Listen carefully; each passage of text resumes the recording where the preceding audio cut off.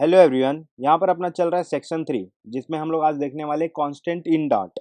जैसा कि हम लोग ने पिछले वीडियो में देख चुके हैं, जहाँ पर हम लोग ने देखा था स्ट्रिंग्स क्या होते हैं डार्ट में और वेरिएबल्स क्या होते हैं, डेटा टाइप्स क्या होते हैं। ओके, तो आज के वीडियो में हम लोग देखेंगे कांस्टेंट क्या होता है डार्ट में।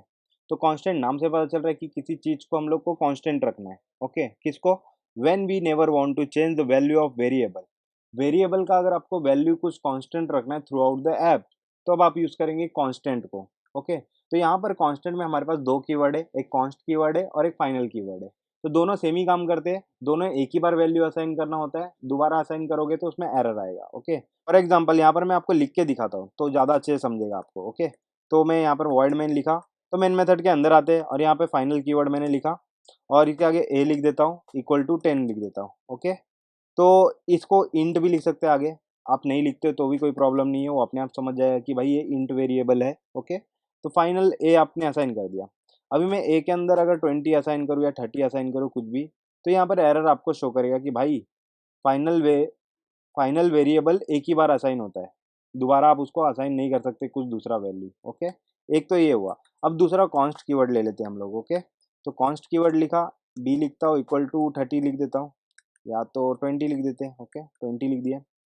अब इसमें 20 असाइन हो गया है। अब मैं बी में कुछ दूसरा वैल्यू असाइन करके देखता हूँ, लाइक 50। तो यहाँ पर एरर शो करेगा। क्या एरर है देख लेते हैं। Constant variable can't be assign a value. तो कांस्टेंट वेरिएबल को आप दूसरा वैल्यू भी असाइन वापस से नहीं कर सकते। ओके, तो दोनों सेम है, दोनों में आप वैल्यू असाइन नहीं कर सकते। तो डिफरेंस क्या है? तो final variable and const variable में काफ़ी छोटा सा डिफरेंस है, वो मैं आपको यहाँ पे बता देता हूँ, लिख देता हूँ। Initialised initialised on run time. Okay, run time. और ये क्या होता है? कांस्टेंट क्या होता है? कब इनिशियलाइज होता है? कंपाइल टाइम पे। तो कांस्टेंट वेरिएबल जो होते हैं कंपाइल टाइम पे असाइन होते हैं और फाइनल वेरिएबल जो होते हैं वो रन टाइम पे असाइन होते हैं। ओके, अभी इसको डिफरेंस क्या है छोटा सा, कि अभी मैं ये चीज़ हटा देता हूँ। ओके, अभी क्या होगा अगर मैं रन करता हूँ, तो जैसे ही मैंने रन किया तो प्रोग्राम कंपाइल हुआ। ओके, तो कंपाइल होगा तो ये वैल्यू असाइन हो जाएगा कांस्टेंट में, 20 वैल्यू बी में असाइन हो जाएगा। ओके, मेमोरी एक ले लेगा, वो बी एक मेमोरी ले लेगा जिसमें 20 असाइन हो जाएगा और ये रन टाइम पे असाइन होता है। ओके, रन टाइम पे मतलब आप जब तक इसको यूज़ नहीं करोगे इस वेरिएबल को, तब तक ये मेमोरी नहीं लेगा। ओके, तो अभी ए में 10 नहीं गया है क्योंकि ये ए कहीं पर यूज़ नहीं हुआ अभी तक, क्योंकि ये फाइनल है। फाइनल में यही सीन होता है कि आप रन टाइम पे यूज़ होता है। रन टाइम पे मतलब आप रन टाइम पे कहीं पर यूज़ कर रहे हो का ए वेरिएबल को, जैसे कि मैंने यहाँ पर ए को प्रिंट किया, तो अब ये वैल्यू यूज़ हो रहा है। ओके, तो यूज़ हो रहा है, अभी ये क्या करेगा रन टाइम पे इसमें असाइन कर देगा ए में 10।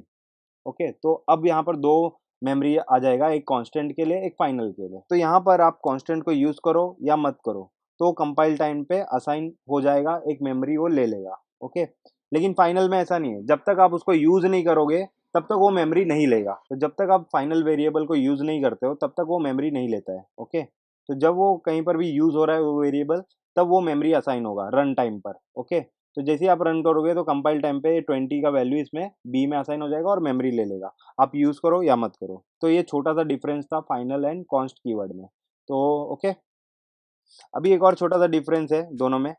लाइक आपने क्लास यूज़ किया होगा, अगर क्लास यूज़ नहीं किया तो आगे मैं बताने वाला हूँ आपको क्लास के बारे में, क्लास एंड ऑब्जेक्ट्स के बारे में आगे हम पढ़ेंगे। तो अभी फ़िलहाल के लिए मैं क्लास बनाता हूँ ए। अभी इसमें मैं वेरिएबल्स बनाता हूँ, प्रॉपर्टीज़ बनाता हूँ। जैसे कि मैंने लिख दिया ए, ए इक्वल टू 10 लिख दिया क्लास के अंदर। ए बी ले लेते हैं, ए बी इक्वल टू 10 ले लिया मैंने जैसे कि। तो अभी कभी आपको क्लास के अंदर कोई प्रॉपर्टी को कांस्टेंट बनाना है तो आपको उसके आगे लिखना पड़ेगा फाइनल।